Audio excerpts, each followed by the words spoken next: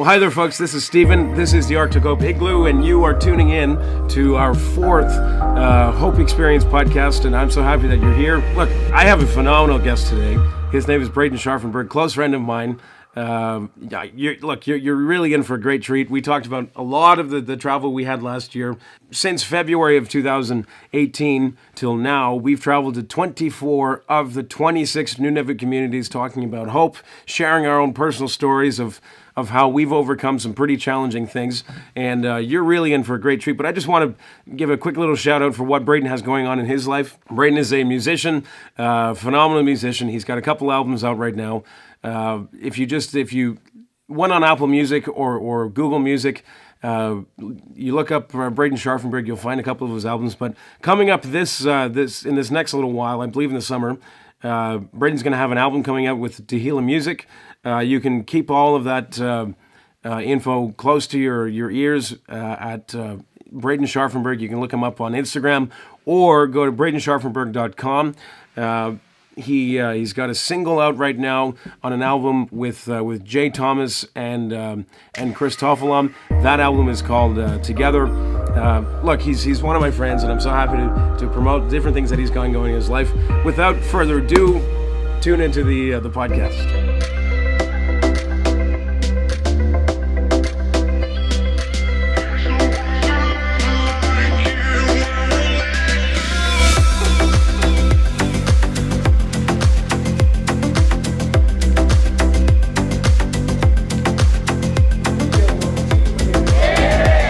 Ladies and gentlemen, welcome to the Fresh Hope. Ladies and gentlemen, welcome to the Hope Experience podcast. This is now the month of April, and we're so happy that you're here. I have in studio in our Arctic Hope Igloo none other than Braden Scharfenberg. Wow, man, I've been traveling with all throughout last year, and one of my closest friends. We've started to be friends longer than we haven't now. Yeah. We're kind of getting to that crossover point where it's like, I've known you longer than I haven't known you. Yeah, that's very true. We're close. We're not there yet, but we're on our way. We met each other 10 years ago now and been traveling and ministering together for, really since 2010. Yeah. Ladies and gentlemen, Braden Scharfenberg here in the Arctic Hope Igloo. And this is your first time here, my first right? time in the igloo. I mean, there's enough space for me. I don't think you'd invite a lot of friends here. No, that's just the best, just the closest one. Just, just a quick friend. That's about it. Yeah. But no, it's good to be here. It's excited to talk to you in this igloo, in this place. Well, for the people who are listening, we're not actually in an igloo. People watching, obviously, this is our backdrop. We have a wide-angle lens on. I was blindfolded on the way in, so as far as I'm concerned, this is an igloo. I don't know. It's cold. We just returned from Igloo Lake in Arctic Bay. I'm still cold from that. My left ear. I did something stupid, folks. I decided one day to go for a walk. We were in Igloo Lake. It must have been minus 35. I walked outside, nothing more than like a little, jacket, windbreaker. Mm-hmm. And I thought I'd just be outside for a couple of minutes, but the officer, RCMP in town, he must have thought, now we get this a lot, but he must have thought that I was, a drug dealer or something. Oh, for sure. With that hat on, I mean, shady as all things. Well, this one is just a black, I was wearing a black hat, but he just pulled me over and pulled over. He just kind of stopped me from walking further. Anyway, he talked to me for like, about 5 minutes, and I wasn't wearing a toque or anything, nothing was breaking the wind in my ears, and I think I got frostbite in my left ear. Yeah, that makes a lot of sense. But frostbite can be kind of a mark of like achievement, It's like a cool factor in some places. So very true. And for anyone watching and listening, like how many people did we see in our meetings? There must have been like 250 in Arctic Bay, about 150 in Igloo Lake. Yeah. In our Hope gatherings. Mm-hmm. Of those approximate 400 people, how many had like burn marks on their face, on their ears? Huge. It was like those. The thing was like there were so many of them, but those are the top dogs. Mm-hmm. Like those are like they. I mean that's the vibe I got anyways. They're like the guys who like they're outside, they're hunting, they're on the skidoo for hours. Yeah. Or like they're just the complete idiots. Or they're so dumb. Yeah, they're walking around just like frostbite. But like it's everyone from like grown men and women to like teenagers and then children. Like how many kids do we see with? That seems like a little rough. That sucks for the kids. Yeah, and I'm wondering if like that was like the kids just playing out, or the just parents are like, oh, sorry, I forgot to put like a toque on them, or Yeah. like balaclava or something. Yeah, exactly. Um, Yeah, it goes both ways. so, folks, we traveled. Well, we started in 2010. We went to Rankin Inlet, and I guess that was a missions trip that Bill Prankard and the Dominion Outreach Center. That was their one missions trip. And how many we had? About 30, I think. Yeah, at It least was up 30. there. Yeah, there was a lot. It was a mix of ages too, because we had, I think the youngest were probably like that 18, 19, 20 range. Yep. And then the oldest, I mean, I don't want to give away certain people's ages, so. But Bill was in his hundreds. 111th birthday that year. But no, yeah, we had so many people, and we had like all different avenues of people. We had like I don't remember everybody that was there, but just about every department had someone from our group visiting them. Mm-hmm. And it ended up being amazing. We had meetings every night, and we were like doing like this like kids festival thing at one point. Yeah. And it was amazing. And that for me, that was my life-changing moment for the North, because I'd never been up there. Like, I had always heard the stories of being up there. Like, my grandpa would go up there, and Right, he was Dew Line, wasn't he? yeah, he worked for the Dew Line. Which, if you don't know, the Dew Line is in the Cold War. It was like an early warning system thing. So I grew up always hearing about it. I had no idea what it was. Yeah. But yeah, so he'd always told me these stories about being up here, and then to actually be there was so cool. But being there for that trip, that with Bill and with everybody, something just clicked. It was like, this makes sense. These are our brothers and sisters up here. Mm-hmm. These are like for the Canadian sense, these are my people too. And it was really amazing to be up there and to make relationships immediately. Yeah. Well, and the thing too is like that was 2010, and there are still teenagers who are almost young adults now, like in their early 20s, late teens. Totally. Who we first started talking to then. Yeah. And we were teenagers then. man, I was 19. Yeah. I wasn't even 20 then. Yeah. Oh wait, I was 20. You were 20. Yeah, you're right. Now yeah. you know how old I am. But that was that was 2010. That was our first trip together. There were 5 of us guys staying in one room. In like a one bedroom room. There's 2 like single beds in there. Yeah. And there's 3 of us guys sleeping on the floor. Yeah, it was like puppies in a box. Just Like threw us in there. Like stinky puppies. Yeah, exactly. Like someone put them in the shower. And that was the thing, is no one wanted to shower because it was so cold. There was no hot water. Yeah. It was cold waters only. And like honestly, like I was 19 at the time. I grew up in Ottawa.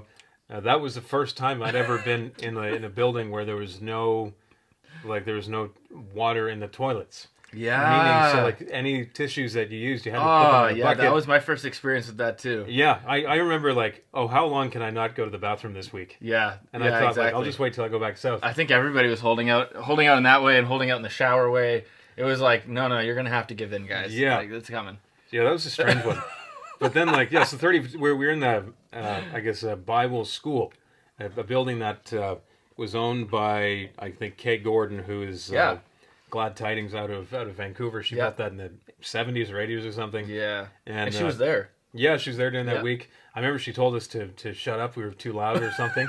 I mean, she didn't say it like just exactly like that, but she was, very much just like, "Hey guys, keep it down." And we were being rowdy. It was like the house. She was like the mom of the house, kind of thing. Yep. Yeah, just very taking true. care of things, keeping us under wraps. We didn't. I don't think we heard her. We were so loud in there. Probably. Yeah. There was a lot. I remember it smelled like tacos. Like that was the first No time one that was eating tacos. I thought that how strange is it that human beings, that men, young guys, could smell like tacos, but we did. We did. It was gross. I mean, everybody else I didn't smell like tacos. Like there's sometimes I wonder, because I've been married now 7 years. There are a couple girls on that trip who weren't my wife. A couple of those girls I was really interested in. I wonder if it just didn't work out because they came into our room while we stayed. Oh yeah, that's true. I don't know, or it could have went the opposite way. It could have been like, okay, I'm interested. Yeah, you never know. It could go either way. Probably went the first way though. First way, yeah. Yeah, they weren't interested. Yeah. So that was 2010. That was the first time we went on a trip great. together, and we became like best friends immediately then. Yeah, we had a good trip. Yeah, that was great. And you'd been up there before that, right? That was, yeah. So like, Mom, I guess, brought me up to the Arctic when I was a young baby. Oh, okay. But then first time I went up, that I remember I was 16. It was my uncle passed away, so it was a funeral in Pangertung. Nice. Which we've been to a few times. Pangertung's my favorite. Just saying. Sorry. Beautiful guys. town. Shout out to all you Pang people out there. Pang, pang, pang. Pang gang. But yeah. So that was, what was it? It was, I think it was April or March of that same year. I went up as a youth speaker at a Bible conference in Iqaluit. So when we went to Rankin Inlet in May Oh, of 2010, that was my second missions trip or second ministry trip up there. I didn't realize that. Yeah, but yeah, it was really almost my first time. Certainly my first time going off, kind of ministering to kids in grocery stores. Like, Oh yeah, I remember it like was different. we gave out different things at there's this one what is it, like a little corner store called the Red Top. Yeah. Oh yeah. Yeah, and then there's like the Sugar Bowl was another one or something. Or Yeah, just kind of hung out there and like Yeah. prayed for a lot of people there. Yep. And it was great. Yep. That was huge. So that was 2010, and then you fast forward some years, and you were 2 years, and you were one of my groomsmen. Yeah. Yeah, That's right. And really, you know, That was you good. moved out to, I guess, Alberta that same year, 2010, Yeah. and you haven't come back. No, I come back all the time, Yeah. but I haven't moved back. Yeah. That's true. Calgary's great though, guys. Like we've got the mountains over there. We've got really good coffee. Like so, I mean, right now, like you know, thank you Canada, but there's some even better. It does get better than Tim No, Hortons. it's debatable, true. debatable, I'm sure, but no, there's some great coffee there. It's been awesome. So I love living there. It's definitely home.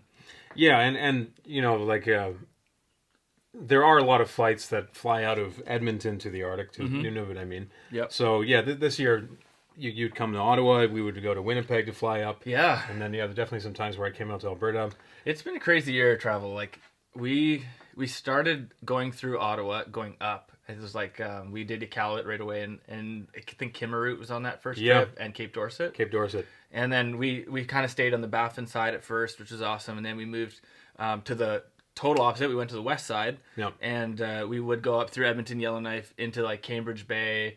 And is that Cougarook? Is that where that is? Yeah, Cougarook and Tellurioak and Yeah, which Joe I like Haven. Tellurioak. Tellurioak is a great town. Yeah, that was great. Cambridge Bay too. All of them. Like, there's little things about every single town, right, that you Yeah. remember. Like Cambridge Bay, like the food at the hotel, you remember that immediately. You're like, oh, that was that spot. They Yeah. had the good food there. And Yeah. but there's like, you know, there's something about everywhere that you just love. So for people who don't know, we started out in the Arctic Hope Tour last February 2018. Yeah. And it was the summer 2017, almost 2 years ago, that I really felt it was important for myself and a team, which wound up being mostly you. Yeah. It's a good team. It's yeah. probably the best team you could have. Great team to have. Just to travel to all of the Nunavut communities to talk about hope. Mm-hmm. And for any of our listeners or watchers, viewers, I guess is the word, Nunavut has the highest suicide rates in the country, highest household abuse rates in the country, highest child abuse rates. I mean, just all of the crazy things. Wow. And it was May of 2017 that I felt God tell me to go to all of these communities to talk about hope, to bring a team of people who have stories that are hopeful, that are inspirational. Yeah.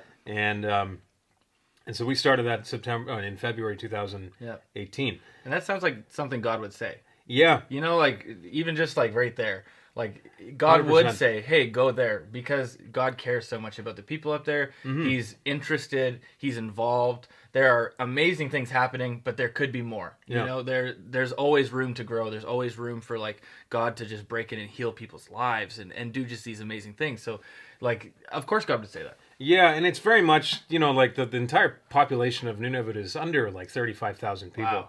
You know, so then you think about Canada, and Canada is in around 35 million people. Mm-hmm. You know, there's far more, let's say, broken people or people who are going through terrible things in southern parts of Canada. Yeah. You know, but there's very much, you know, Jesus talked about leaving the 99 for the one.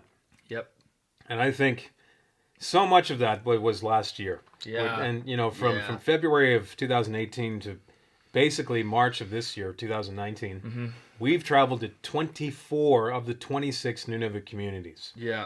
Yeah. Wild, hey? Yeah. And some of them twice. Well, yeah, like just this last trip, Yeah. Iqaluit and Arctic Bay, we went back a second time.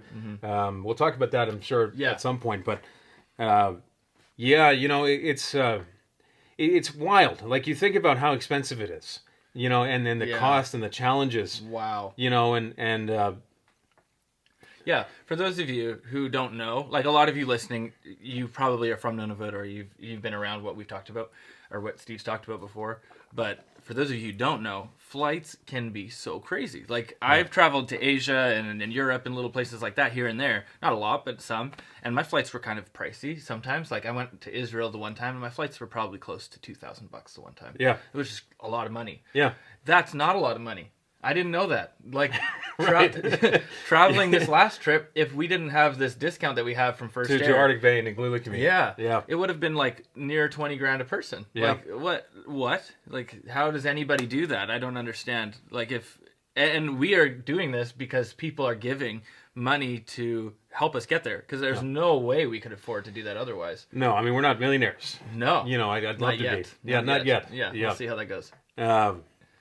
Yeah, but I mean, like, we shout out to First Air, because we have a fantastic partnership with First Air. They've really helped us out this year. Their flight attendants are awesome. They've been really great. Their customer service has been good. Yeah. And they have hardly lost anything, which has been great.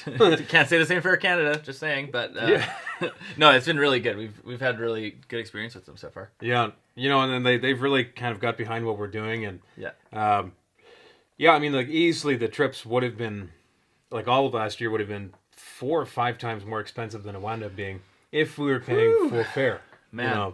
So yeah, I mean, big thank you to all of our partners who Yeah. stand behind us, churches that stand behind us, ministries that stand behind us. Yep. But I think what people really are captivated by is the vision. You know, it's the idea that we're going to help people who really need the help. Yeah. And really, maybe we can get into this a little bit, but Yep. it's also like our stories. Like, you and I both have stories that Yeah. I think a lot of people in Nunavut, young people especially, can identify with. Absolutely.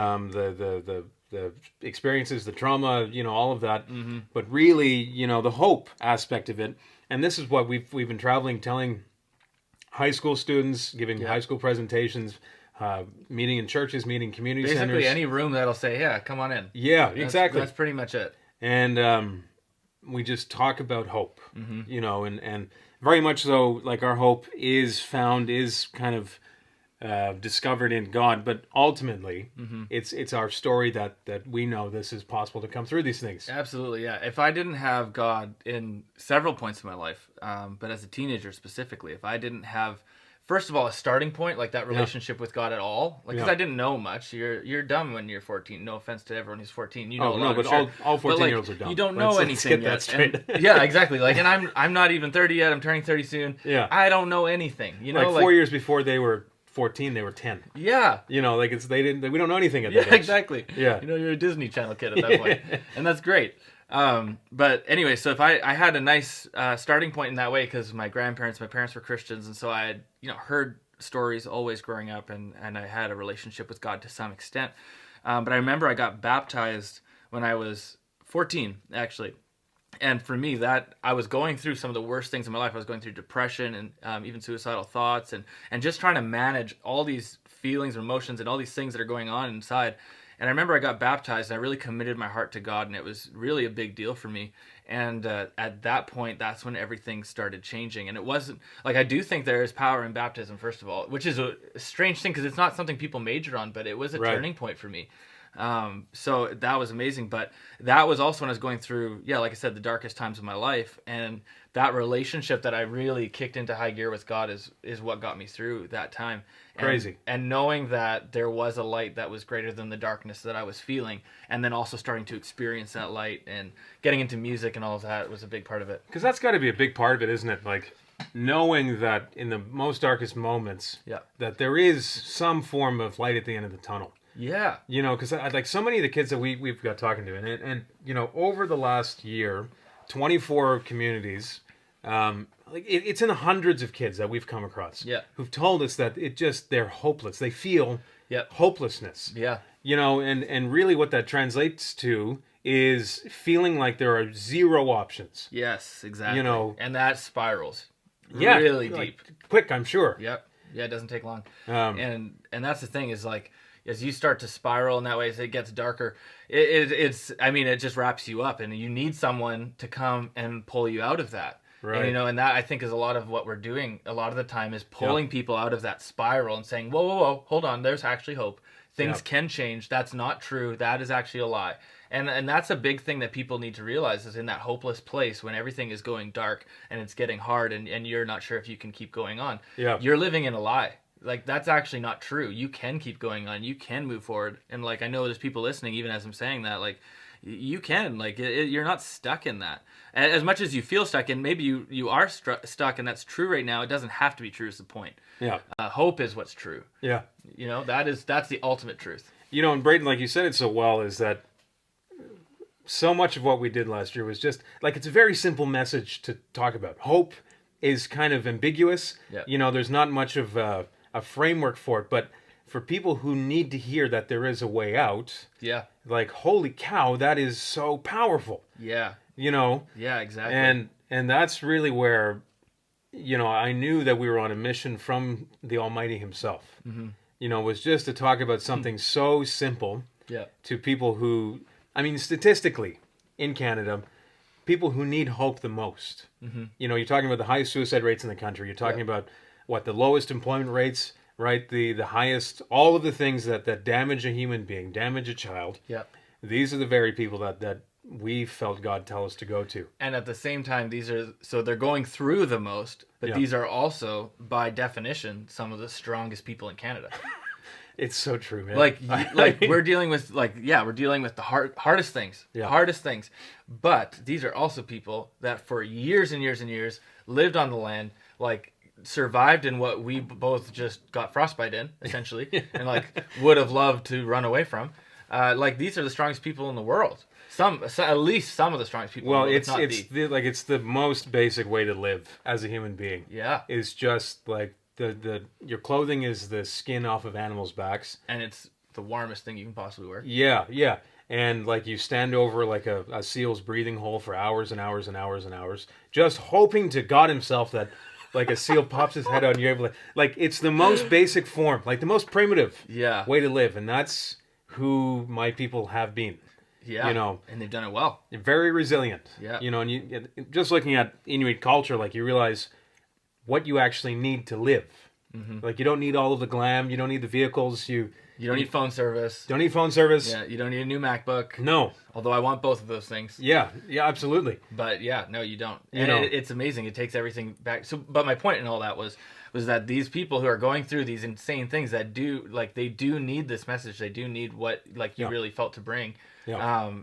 They also are the strongest people. And the way it always works is whoever is, you know, the enemy kind of picks the strongest, and the people, like, he always goes after, if you've got a destiny on your life, for example, your story or my story, you've got a destiny on your life. There's a calling of God. There is really something special that God has for you. Unique about that person. Unique, exactly. Yeah. It is always the choice person for the enemy to come and do everything he can to take out. That's what he does. And so you have a whole group of people that have this basically attack, this coming at them with depression and all of these things that are happening. You have to think that if these people get that message of hope and they get the calling of God realized for their life, and their life straightened out. Wow. You know, like, that's going to be crazy. Yeah. They're going to be the ones who change the world. Well, and like, already, man. So, like, we started in 2014 and then really 2015, April, working with teenagers in Cape Dorset. That's where Arctic Hope started. Mm-hmm. You know, last year was this big grandiose tour, Hope Tour, 21 communities, and then 23, 24 this year. Yeah. But we started out in Cape Dorset working with teenagers, and Bill Prankard asked me to develop a program and a team, and then, you know, so Becky and I, my wife and I, we developed the whole framework of Arctic Hope Project, Inuit Youth, leadership development, suicide prevention. But a huge part of that was you and a team that you would bring in to lead music workshops, leading worship for a youth conference. Yeah. And we started out in Cape Dorset, and there are teenagers in that community. Yeah. You know, at least 20 to 30. And at 5 off the top of my head that were suicidal, that had attempted suicide in their early teens when we first started going there. Yeah. Who heard both of our stories. Yeah. Worked with Mom, who we had on the podcast last month. Oh yeah. You know, with Tugak Curley, one of the founding fathers of Nunavut, a real dream team. Oh man, it's the best of the best. You know, and there are teenagers in that community who are living examples of what it means to come through those dark places, to find hope, to find God. And really now look at them, community role models. Yeah, exactly. You know, so that's it's crazy to follow someone's life through that time.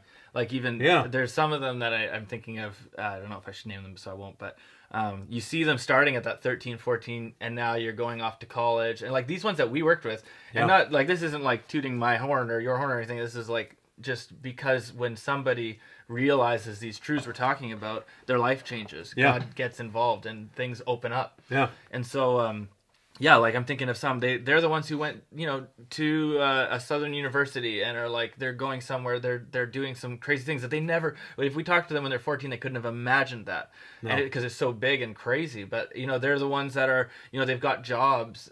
They're raising their kids now well. There's things, little things too, like maybe they quit smoking.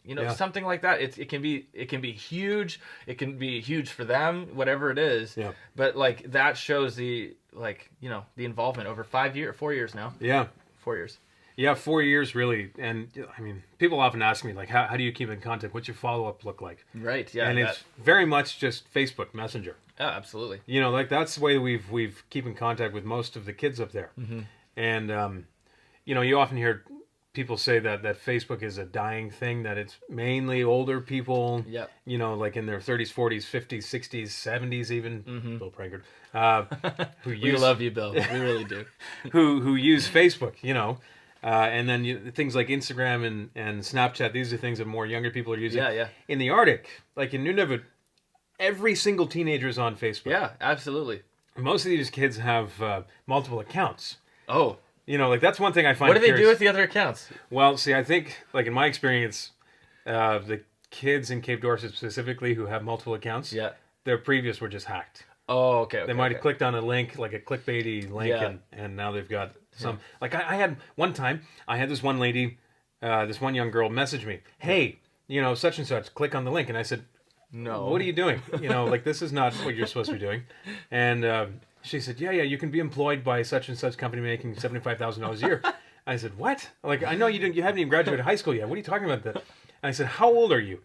Right? I said this to the girl. I knew the girl was like 17. Yeah. Person responded, 35 years old. Oh, wow. And I was like, okay, obviously this account is hacked. Yeah, it totally is. And the person responded and said, well, yes, of course, but this link is still good. Well, yes, of course. I like that just ownership of it. Like, No, it was- well, obviously this is a hack, but you're still going to make money. Yeah, and like, I'm going to hack wink, you. wink. Yeah. So, yeah, That's I don't know. actually amazing. I don't think there's the same like level of understanding of internet hackers out there. Like I heard it said one time that there are only two types of people on the internet: people who know they've been hacked, and those who don't know they've been hacked. In other words, like Fair every enough. stinking person on the internet has been hacked at one point or another. Yeah, everybody has. I know I have. It's definitely true. Yeah. Yeah, I had this one virus, and it doesn't matter. No, it was just this virus. It would always reset itself. So no matter whenever I would delete it and I would clean it up, then I would restart my computer, and it's like, well, we're back. Yeah. It's stuck in a loop. Anyways. We were, I think we were in Pond Inlet when that was going off. Oh yeah, it was. Because it was weird. Because the internet in that one hotel we're staying was garbage. Yeah. Like you could hardly open up an email with that Wi-Fi. Mm-hmm. And somehow or another, your phone was, your computer was still turning off and on, and yeah, it was. Yeah, it seemed like there was glitchy. something living inside of it. I was starting to, which is a crazy thing. It's like a bug, Yeah, right? it really is. It's weird. Yeah. It's really weird. So, But anyways, I'm sure that our viewers and listeners would love to hear, what your hope is, like what your that's great. what your hope is for Nunavut, because. Like you said before that it was Rankin Inlet 2010, 9 years ago, that your heart was really kind of held captive by my people in Nunavut. And you were up in Arviat, what was it, 2000? Oh, I was there in 12, I think. Yeah. 2012 or 13, in there somewhere. And you brought a team up there from southern Alberta. Yeah. And, so like the travels we did last year, hardly an Inuk alive right now, like, has been to 24 Nunavut communities. Yeah, and I can see why with those prices and the amount of time it took. I don't know how you do it. For me, it's like, it's only because God made it work too. Because I also do work. You have a job too. Yeah. So I'm like, wow. Thank you. By the way, folks. Yeah. So like, I mean, everyone knows that this is my career. This is my job. This is my calling. To do this. Yeah, it right? is. Totally is. but you have a 9 to 5. Yeah, I do. I mean, it's like it's more like question mark to question mark at this point because they've gotten really flexible. But yeah, I do, and I have other things that I have going on. But this is more worth it. In that this is something that I need to do. But it was unquestionable. But like also like the hand of God, because your employer was like, "Oh, what you guys are doing is amazing. Yeah, Braden, take whatever time you need. And by the way, you still have your job." Yeah, every time I come home from a trip, I'm like, "Well, I'm gonna get fired today probably because I haven't been at work in a while, and I'm trying, but it's hard with no Wi-Fi everywhere we go."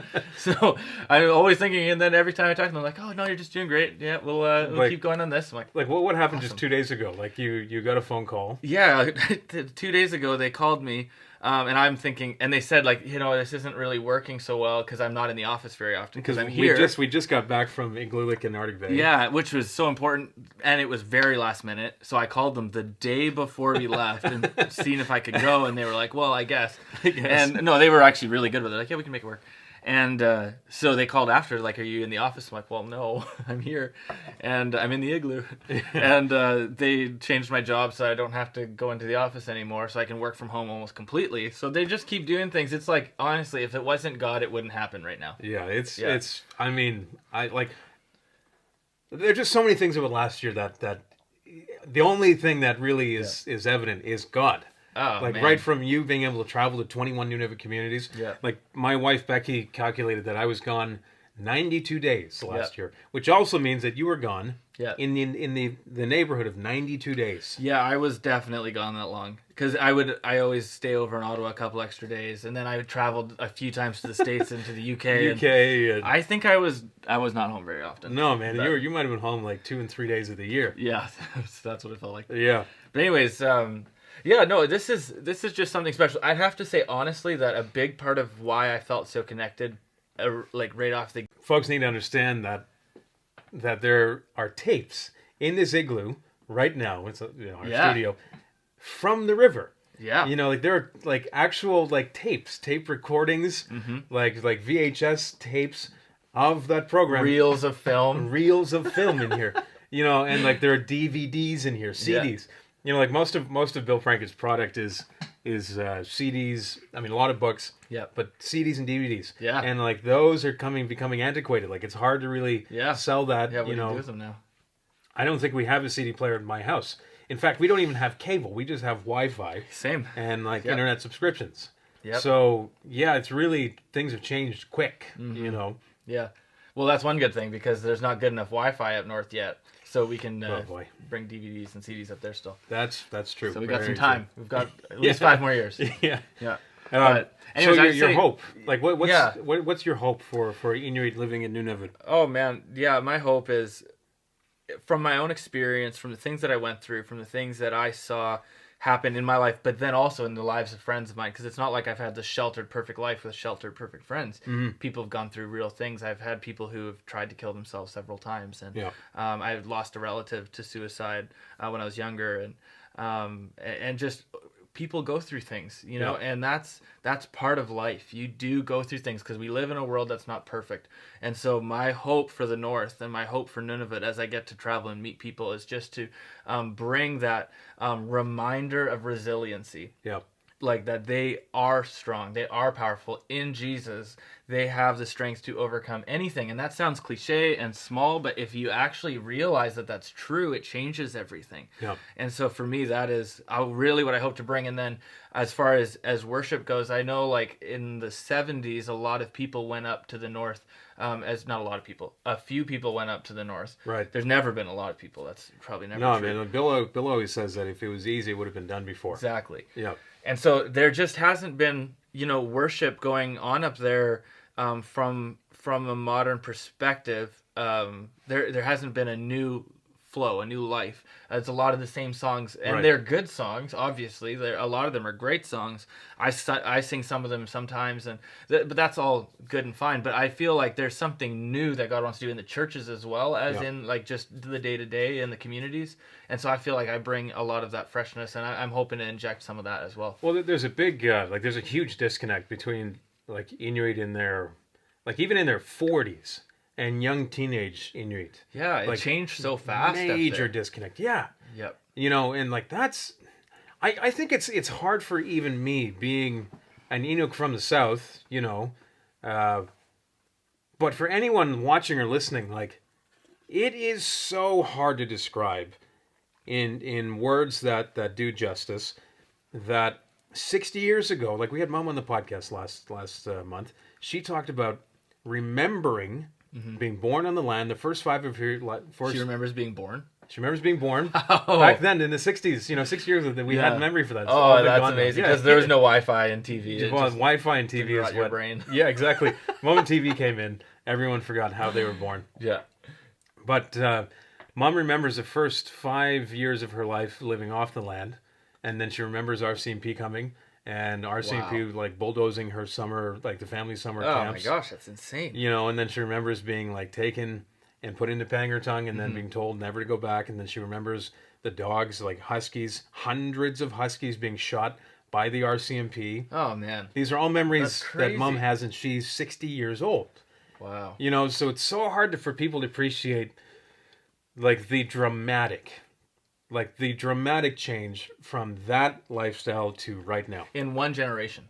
Yeah. In one lifetime, it went from this life to this life, and then it's changed 100 times in between because you had technology changes. Yeah. So you went from living on the land to getting Wi-Fi in your house. Yeah.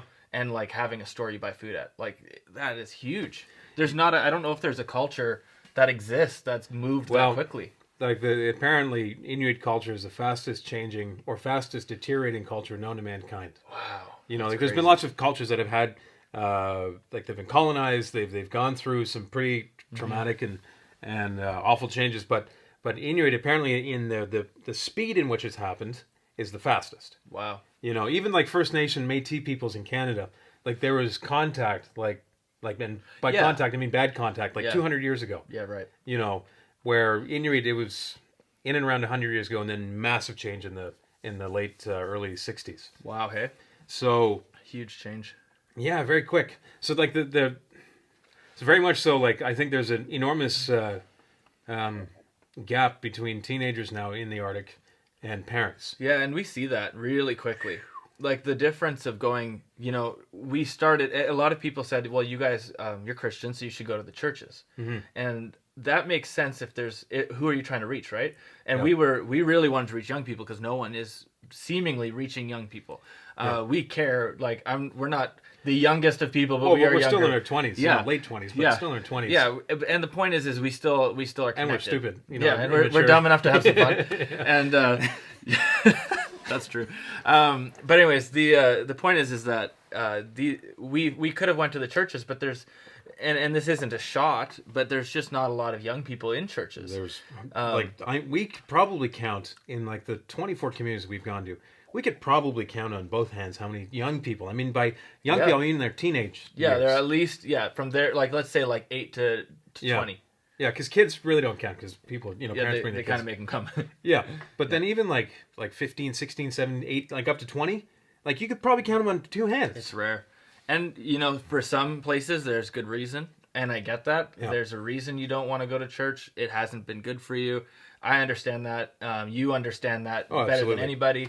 And that's just true. But at the same time, because you have a bad experience with something doesn't mean you eradicate it, know? And so we still work with churches. We're trying to do what we can to grow what God is doing in his church in Nunavut as much as we can. But we want to go where the people are. And the people are out in the community. Mm-hmm. And so we started in high schools. We had really good luck with that at the beginning. Yep. How many high schools did we do? 11? We did 7 in Baffin. Oh, 7 in Baffin. Yeah, 7 in Baffin. And there's well over 1,000 students. So we were able to, easily. Yeah. If you think about it, we reached in that time frame a generation of people in that whole Baffin Island. Yeah. That's insane. Yeah. What an opportunity. It's amazing, really, because like coming into this year, I really felt it was important to make a weekly Facebook video that we obviously post on Arctic Hope Facebook page. Yeah. But then in every communities that we traveled to last year, their Facebook pages. Mm-hmm. And it's really just a couple thoughts. It's encouraging. There's a Bible verse we talk about, but it's life-giving. Yeah. And it's people are starting to actually look forward to them and watch them. Yeah. And we had people coming up to you like, "Are you Steven?" It's strange, and man. they're like, well, how did you notice? How did you see it? Oh, I watched the Facebook video. Yeah. Like, that is cool. That means like people are noticing what you're doing, and they love it, and they want to connect in it and like, these are hear like, about it. Like a couple of these people said that they have like regular anxiety attacks. Yeah. Like they've contemplated suicide recently, and it's these types of videos. It's just the message of hope that really, they said makes a difference. Yeah. So yeah, I mean, it's very much so the focus is to reach teenagers. Yeah. And if you look at like the demographics, it's teenagers who are contemplating. Yep. I think it was 2016 or 17. I think it was Health Canada released a study that there was 1 in 4 Inuit, or 1 in 4 people living in Nunavut, because there's a lot of non-Inuit in Nunavut. 1 in 4 contemplated suicide last year. Wow. 1 in 4. Wow. Not 1 in 40, not 1 in 400, 1 in 4. And that's the ones that set it on their little checklist survey thing. Yeah. So it's probably more than that. It's got to be crazy, Wow. So That's why we're doing this. yeah, I mean, it's so obvious why we're doing this. Yeah. I don't understand. Well, I guess I don't understand fully why it's never been done. Like the fact Right. that, you and me are really the first ones, and Bill and Kay Gordon and some great people who've come through, and probably lots of others. But the fact that this isn't on most people's radar is surprising. Yeah. This is surprising. Like people can, like thinking of, Southern churches and stuff like that. Like in, my town, your town. We can go to Mexico. We can go to Africa and different China, places. And, Indonesia. yeah, and do some great things. But like the Bible talks about taking care of your family. Yeah. And how if your family's not in order, then you really shouldn't be doing anything else. And I think that's true of your nation. Like as much as I do want to go out, and I will go out, I want to be making sure I'm taking care of home base first. Yeah. And you have gone out. Like you've spent 6 months collectively in India. How many months in Philippines? well, it was like 6 months in the Philippines, and it was 2 months in India. So I India. did. Okay. Yeah. And then just different places, Mexico and the U.S. Yeah. and whatever. But and I love those opportunities. Those are fantastic. But I always come back home with, what can I do for home? What can I do for my people? What can I do for my country? What can I do for my friends? Yeah. My family. And it's crazy. Like I'm sure a big part of it is people just don't know how to help. They don't know who to talk to, who the contacts are, and Totally. I mean, the majority of last year was just I would make a phone call to a municipal office and be like, "Look, we're coming in these dates. Can we rent out your hall?" And they'd be like, "Are you guys selling drugs?" That, by the way, on that note, we got that so many times last year. Yeah.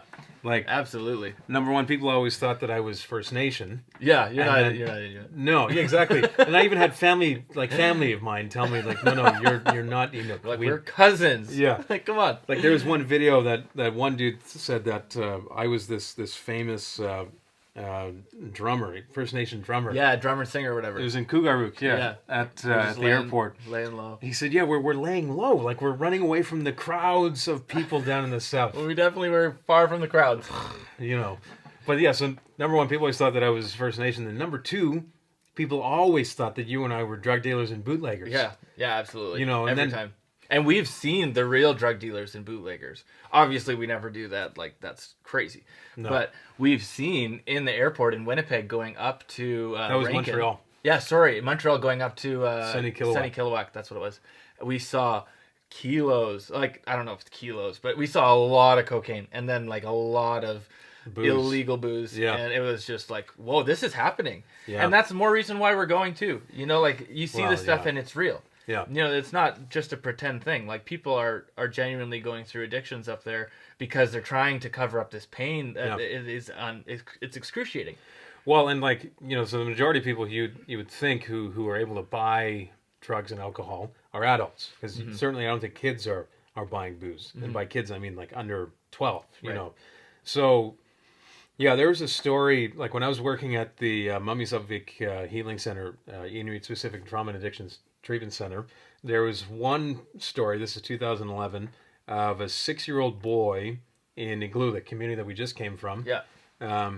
It was on like a Saturday morning, like 5 or 6 in the morning. The story was that he had an axe and he was trying to break into, it was either the northern grocery store or the co-op. And the reason for it is, like, there was no food in his house. Mom and dad were both Yeah. alcoholics or drug addicts, and all of the money was spent on booze because of whatever past trauma they had gone through, and were using drugs and alcohol to cope, Yep. with all that pain. And so it's not just like the addiction of the individual; it's how it affects every other member in that family. Yeah, exactly. And you can focus on that, and it's real. And in that person who's addicted to cocaine and is neglecting their family, like there's hope for them. Yeah. Like they're not, like, as much as we want to reach, the kids that are being neglected, we want to reach that person too, and just like share that same message, share that same hope, the reality of Jesus. It's not fake. It's not this like nice idea. It's the reality of what happens when God gets in your life. And it's kind of like all we really want to do. So we'll meet with the young people, but we'll meet with their parents. Yeah. Or usually their grandparents. A lot of the time, a lot of people live with their grandparents. Yeah. And so like our hope is, whoever will come, whenever they'll come, we'll meet with them, and we'll talk with them, we'll pray with them, and it's been amazing. That's been literally life-changing for me. I know, humbling just to hear stories, to be trusted with people's stories, I think is... Yeah, and it's some of the most like heart-wrenching things you'd ever hear in your life. You'll never hear anything else Complete like that. strangers, just after hearing your story, hearing my story, like, oh, this is what I went through. Can you please give me a couple words of encouragement here? Yeah. Holy smokes. Yeah, and it's very real. And that's like having time to just sit down, and that's one of my, as much as I love the music that I get to do and I love sharing, what I really love is just taking the time to just sit down and listen and let someone just kind of unload a little bit. Yeah. And that I've seen that to be the change. Like I know I've seen in conversation at least 23 to 30 people who I know I've talked to who had told me they were suicidal. They had actually planned to kill themselves, and it was going to happen soon. And we started talking, and you could see the pressure just start to like come down. You could see the walls start to fall down, and all of a sudden you could see them thinking again like themselves. And then we'd pray together and we talk together, and I'd never leave them ever until I felt like they had gotten to a point where they're letting that go. That's not on the dock anymore. Yeah. And it's just by listening half the time and giving them space to share. Which really, I mean, anyone can do. Like any one of our listeners in the Arctic, listening to this podcast, like being able to talk about what it is you've gone through in a safe context is huge. It is. Like I can't think of how many times I found emotional release and relief from just talking to a counselor about what it is that I'd gone through when I was 16. Mm-hmm. But then also in that is when we're able to involve God in that process. Yeah, exactly. And we're talking about a God who knows how to really go into some deep places and help us through those things. Yeah. Like how many kids in Pangertung alone, in March of last year when we went there, who in the previous month prior to us coming had attempted suicide. Oh my gosh, I know. How many of those did we just sit down and listen to and pray for? And peace, like they said, that literal peace. Yeah, they felt it. Yeah. And you could see it. That changed their whole complexion. Like their faces were different. And I mean, it was between 13 and 20 there. I think it was at least that. Like, and that was kind of in like a day and a half we were able to talk. And like there was, I think, a string of like 30 teenagers in the course of from January to when we arrived in mid March. At least 30 had tried to kill themselves by overdosing. Yeah. And like there's a whole kind of, I think there's a whole spiritual aspect to this. And I'm sure some of our viewers and watchers think, well, spiritual, what the heck do you mean spiritual? Like there's nothing spiritual about it. It's just mental health issues. It's schizophrenia. Yeah. And for sure there's definitely elements of that. But also, like there's a whole, like you mentioned the enemy earlier.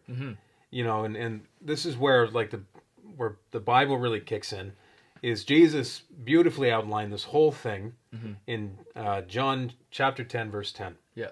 And he said that the enemy, being Satan and all of his little devils, their job is to steal, kill, and destroy. Yeah.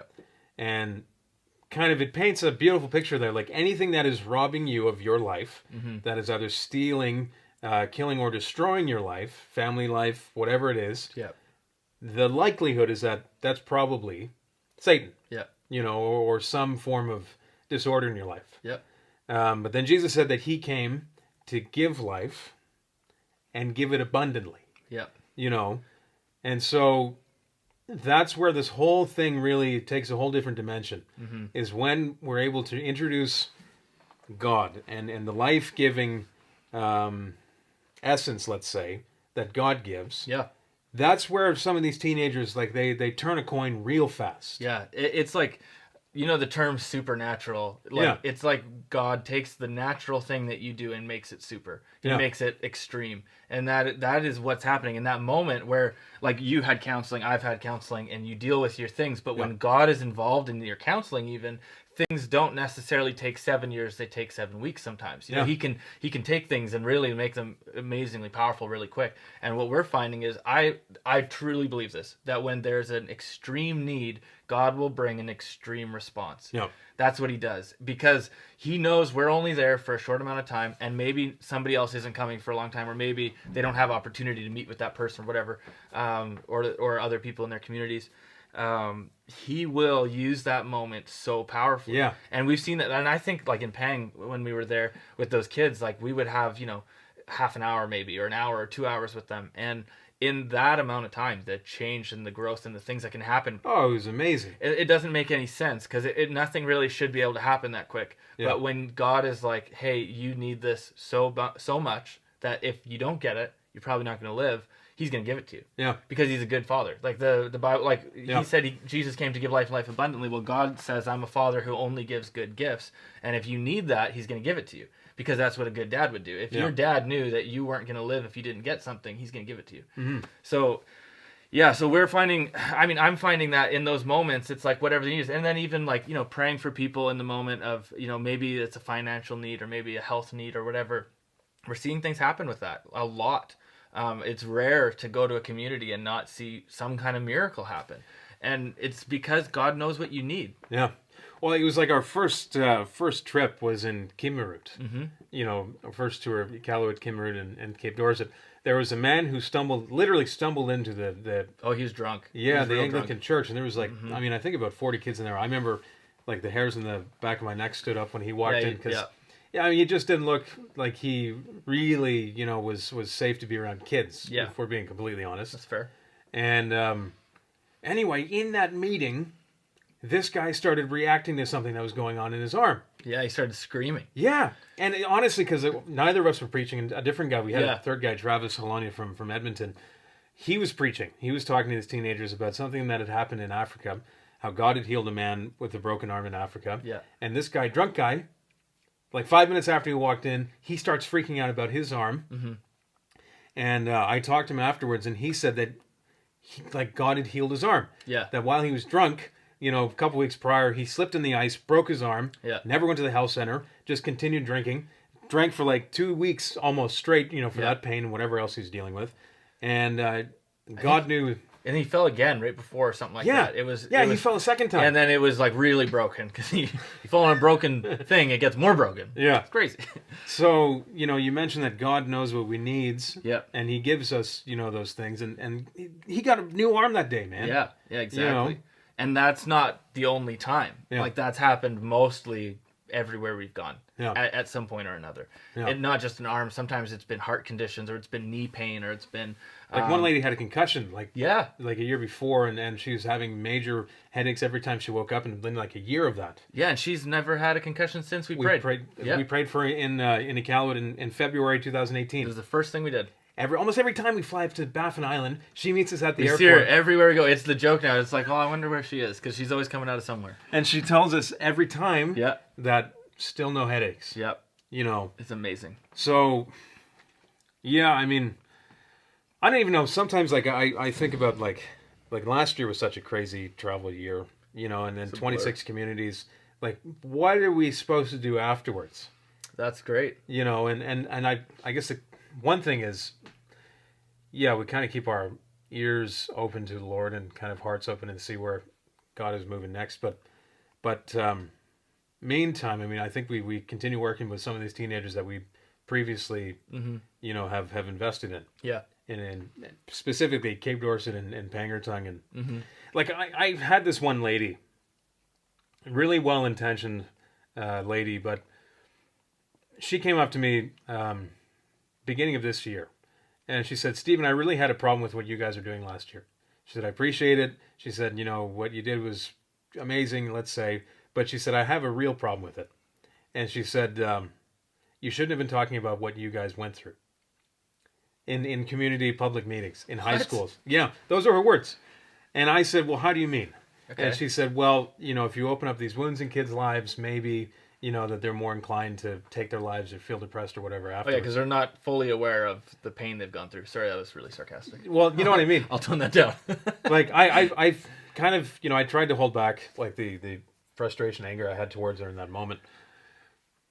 But so much of what we did last year was just telling people, like, for God's sake, don't take your life, because there is hope, And I think, it might be a shallow message or a shallow thing to say, you mentioned earlier, and I, in some aspects I agree to that. But also, it's so bloody important. It's the shallowest and the deepest at the same time. Yeah. It's so simple, but if you don't have that, you have nothing. Yeah. Like, I don't know how, like, we talked about how we've had God in our lives, all of our lives in different ways.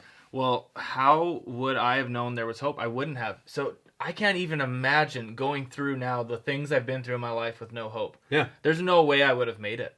And the thing is, if you don't know that there's that hope, because there really is, you have all the hope you'll ever need. That's fact. Jesus is the hope. He is all of it. It's there. But if you don't know that, like, I don't know how you do it. Yeah. Well, yeah. And I mean, I really, appreciated what she said, because I'm sure that's a hard thing to say, because we're friends in that. But also, like, wow. Like, I can't imagine, like, the hundreds of kids, I mean, a few thousand kids, family members that we were able to talk to in public meetings, to tell them that there's hope. Yeah, exactly. Like, I can't imagine where they might be. True. And I think the message of hope is such a basic thing, but such an important thing for all of us to understand. Yeah. So, Braden, just kind of in closing here, we've hit the 55-minute mark. Oh, wow. We know how to talk. Yeah, we sure do. People don't know how much we talk. Like, me and this guy can talk for hours. Oh, man. It's uncanny. Like, it's a rare thing. And now we have all this time on planes and all this time in hotels and in restaurants. This is pretty easy to do. We know how to have conversations. We know how to have some chats. Yeah. Yeah. So, Braden, looking and talking to our audiences here, given what you've gone through, and the hope that you've found and the new life really that you're experiencing, what would you say to them, kind of in closing? Wow. Okay. Yeah, I would say, number one, if you're going through something, talk to somebody. Don't hold it in, because holding it in never works. It only works, basically, it doesn't. It just doesn't. There's no part of it that does. Yeah. So find someone safe to talk to you. And I can't emphasize safe enough. Like, if there's maybe a public health nurse, if there's a pastor in your town that you trust, or if there's a teacher. Like, the teachers we've met, a lot of them have been really amazing. And like elders too. And just your elders in your community. Yeah, they've been through it. Like, you talk about your mom, you don't think she's going to understand what you've been through? Like, she really is. Yeah. So, yeah, find someone to talk to, number one. Number two, invite Jesus into it. Yeah. Whatever it is, wherever it is, however it looks, invite Jesus into it. And that sounds maybe a little funny, but just praying like, God, I don't know what to do. Please help me. Yeah. That simple prayer is going to change your life, because he will help you. Because he's faithful. He's a good dad. He's a good savior. He's going to do whatever he can. So I would say, talk to somebody, and then invite Jesus into it, and just lastly, hold strong in that you will overcome. There is hope in Jesus' name. So I'd say those three things would be the most important. But the last one being very important is holding strong that, it is going to change. It won't be like this forever. Even if you can't see it, you don't feel it, you're not sure about it, just know that it's true, and it will change. No. It just has to. I know I've seen that in my own life. I've watched it happen in other people's lives. So those would be, I'd say, the most important things. Awesome. Yep. Well, man, look, we really appreciate having you on the Hope Experience podcast. Thank you for having me in your igloo. Yeah, man. It's really good. Like, when we launched the podcast this year, I thought, like, man, I've got to have Braden in, because I would have been mad if you didn't. And honestly, like, we could probably go for another 2 hours. It wouldn't be hard. No. You'd stop listening, though, so that makes it. a lot of sense. And then we'd end up talking about weird stuff eventually that no one cares about, so we'll probably end it now. That's good. It's a very wise a wise thought. choice. Yeah. So, folks, look, there's hope for your life. Yeah, there is. Look, there's as long as you stay on your feet, as long as you keep in this fight, man, like you're going to overcome. Mm-hmm. And like there's this whole kind of thing with life, man, that when we just hold on, when you really involve God in that process, you always win. It might seem like absolute hell for a little while, but they're just storms to weather out, and you find a new day shortly after. So Can I pray? Just please, yeah. I would love to pray for the people listening. So yeah, right now, if you're listening, I just want to pray for you and just that God would touch your life however it looks. So Father, we just thank you for the good news that is Jesus. And I just declare over everyone listening right now, good news. I declare hope and peace in Jesus' name.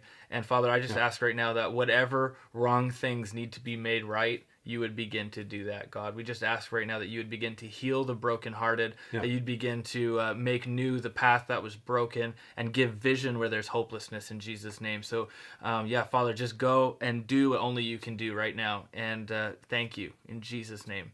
I cannot wait to meet you. I hope in the travels that we get to connect at some point, and I can't wait. If I haven't been to those last two towns of yours, I'll be there. It's coming. So really, thanks for having me. It's just only Grise Fiord, Canada's most northern community. Yep. And Baker Lake. Those are two communities we haven't been to yet. Yeah. Well, let's go. But every other one, man, we visited. So yeah, that's insane. There's hope for your life. Change Don't it. give up, and we'll see you in the next podcast.